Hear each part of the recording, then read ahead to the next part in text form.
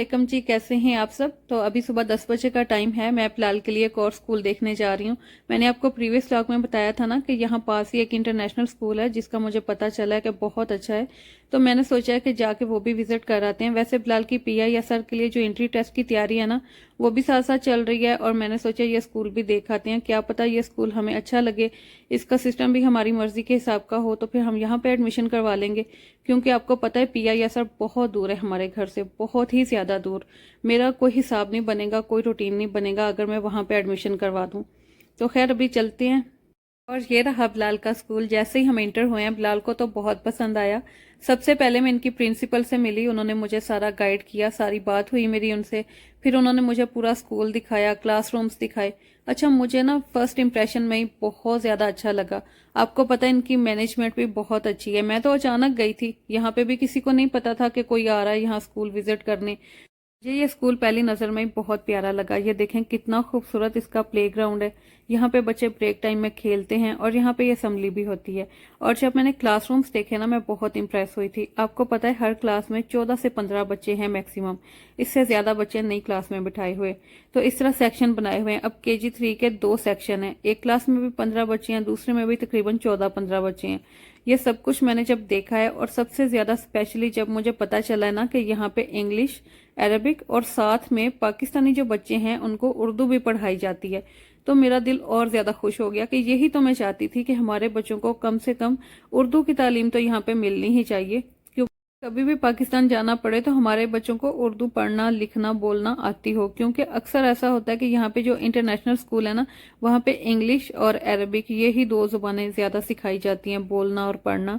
लेकिन यहाँ पे उर्दू का भी था, तो मुझे बहुत इम्प्रेस किया इस चीज ने। तो मैं यही चाहती हूँ कि हमारे बच्चों को साथ साथ उर्दू की भी तालीम मिले, ताकि जब भी वो पाकिस्तान जाए वहाँ पे एडजस्ट हो सके दूसरे स्कूलों में।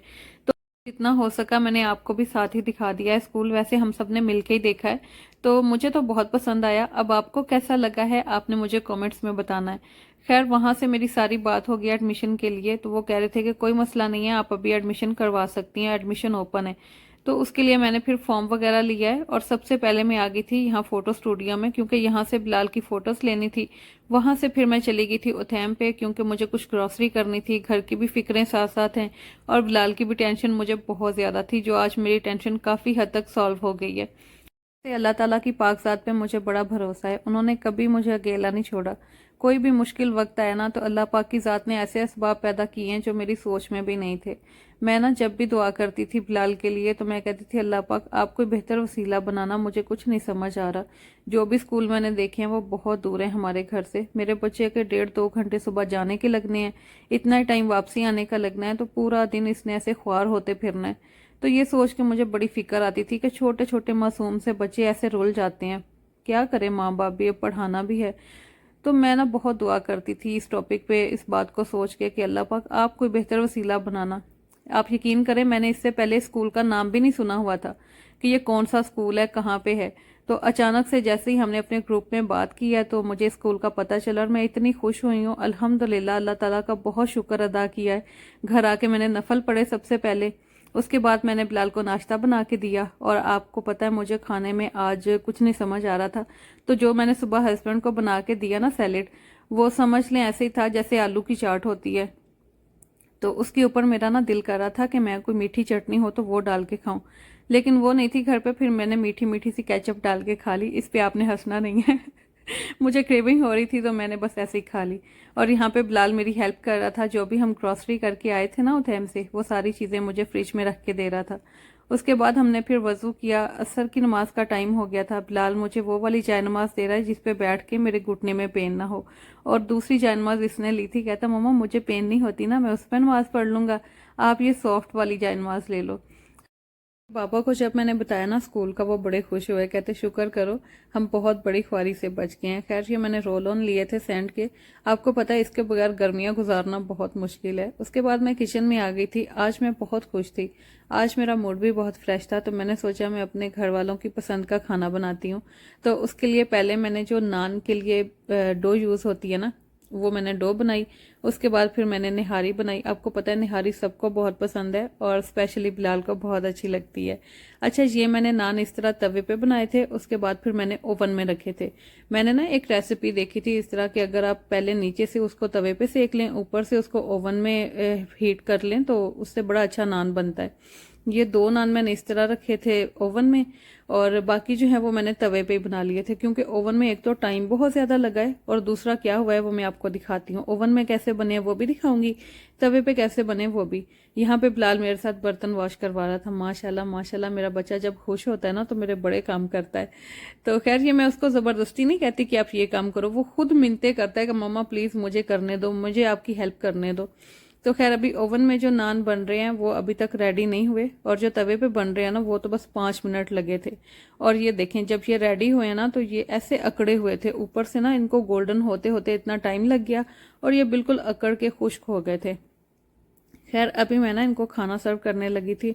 हम सब ने अभी सुबह से लेके दोपहर तक कुछ भी नहीं खाया था, बस थोड़ा बहुत वो सैलेड जो होता है ना वही खाया था। तो इस टाइम काफ़ी शदीद भूख लगी होती है सबको, तो मैंने टाइम पे ही खाना रेडी किया। फिर मैंने ये 7 जो लवाजमात होते हैं ये भी बनाए थे, क्योंकि इसके बगैर तो निहारी हो दलीम हो ये खाने का मज़ा ही नहीं आता। और मैंने सारे नान के ऊपर ना बटर भी लगाया था, आपको पता है उससे टेस्ट और अच्छा हो जाता है। तो ये देखें, ये जो मैंने तवे पर बनाए ना ये बहुत सॉफ्ट बने हैं, बहुत अच्छे, और ये सबको पसंद आए हैं। और ये जो मैंने ओवन में फिर बेक किए थे ना, थोड़ी देर के लिए ओवन में रखे थे, ये देखें कैसे अकड़ गए हैं। ऐसे लगता है कि ये अगर मुंह में डाले तो ये हलक में फंस जाने हैं। ये देखें, इतनी मुश्किल से ये रोटी टूट रही थी। और बाकी जितने भी मैंने तवे पे बनाए हैं ये देखें वो सारे ही सॉफ्ट बने हैं। तो खैर, अभी हमने ना शाम का खाना खा लिया था। तकरीबन आजकल हम ना 5 साढ़े 5 बजे खाना खा लेते हैं शाम का। उसके बाद हम रात तक कुछ नहीं खाते। फिर अगर किसी को भूख लगे दूध पी ले या फिर कुछ हल्का फुल्का खा ले, वो उसकी मर्जी है, लेकिन उसके बाद फिर प्रॉपर जो खाना बनता है ना वो कुछ भी नहीं मैं बनाती। और आजकल हम बच्चों को पार्क नहीं लेके जाते, क्योंकि आजकल बिलाल की रूटीन में इसी तरह सेट कर रही हूँ कि ये टाइम से सोए ताकि सुबह टाइम से उठ सके। इसलिए इनके बाबा इनको घर पे काफ़ी टाइम देते हैं, घर पे काफ़ी खेलते हैं माशाल्लाह। उसके बाद बिलाल के बाबा का मोबाइल थोड़ा ख़राब हो गया था, जो कंपनी के लिए यूज़ करते हैं ना, कंपनी की कॉलिंग होती है उस पर। वो मोबाइल ख़राब हो गया तो वो हम दिखाने के लिए आए थे। यहाँ पे एक साथ ही शॉप है हमारे घर के पास ही।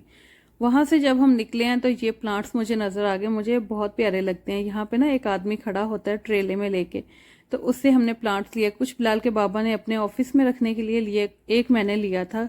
हम लोग एक्स्ट्रा आए थे क्योंकि बिलाल के बाबा का मोबाइल बहुत बुरी तरह ख़राब हुआ है। उसकी स्क्रीन ऑन हो रही है लेकिन स्क्रीन पे कुछ भी शो ही नहीं हो रहा। तो इन्होंने कहा चलो एक मोबाइल में देख लेता हूँ कि नॉर्मल सा। जो हमें पसंद आ रहा था उसकी प्राइस बहुत ज़्यादा थी और बाकी की प्राइस बहुत नॉर्मल थी, लेकिन वो हमें पसंद नहीं आ रहा था। अभी हम कुछ दिल की बातें कर लेते हैं। आप मुझे पूछते हैं ना पाकिस्तान आप कब आएंगी, तो देखिए अभी फिलहाल के स्कूल का एडमिशन हो रहा है, तो जिसके बच्चे स्कूल जाते हैं उसके लिए बहुत मुश्किल है टाइम निकालना कहीं जाने के लिए। और पाकिस्तान आना तो बहुत ही मुश्किल बात है, समझ लें इस साल मैं नहीं आ सकती। और एक और मेरी सब्सक्राइबर हैं, उन्होंने मुझे कमेंट किए थे कि मैं पाकिस्तान से रियाद आ रही हूँ, तो क्या आप मुझे मिलेंगी? इंशाल्लाह इंशाल्लाह हम ज़रूर मिलेंगे, क्यों नहीं मिलना।